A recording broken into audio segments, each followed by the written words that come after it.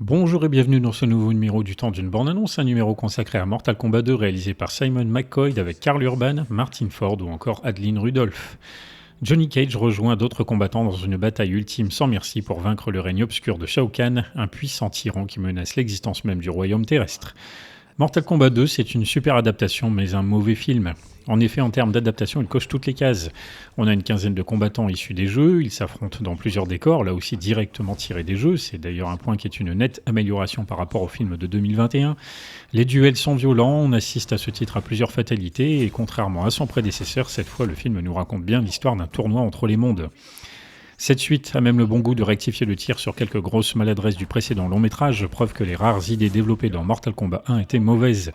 Ainsi, il n'est plus question de Marque du Dragon devant justifier les pouvoirs qu'ont certains humains, et son personnage principal, qui n'était tiré d'aucun jeu, Cole Young, est fort heureusement mis très en retrait.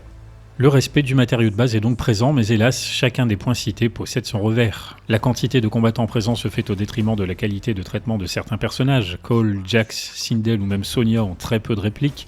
Shang Tsung est encore plus transparent vu qu'il ne se bat pas et Scorpion fait un retour forcé par le scénario tandis que Bi-Han, sous les traits de Noob Saibot, pique la place du méchant ultime à Shao Kahn.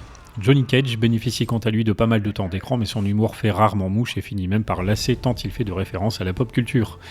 Alors oui, on assiste à beaucoup d'affrontements, mais combien d'entre eux sont vraiment réussis ? Ensuite, les décors baignent dans une soupe d'effets numériques désagréable à la longue. Enfin, le scénario multiplie les arcs narratifs comme pour faire du remplissage. Le développement de Johnny Cage respire le déjà-vu puisque c'est le traitement suivi par Cole dans le premier. Quan Chi et Shang Tsung qui complotent, c'est fidèle au jeu mais c'est ici hors sujet.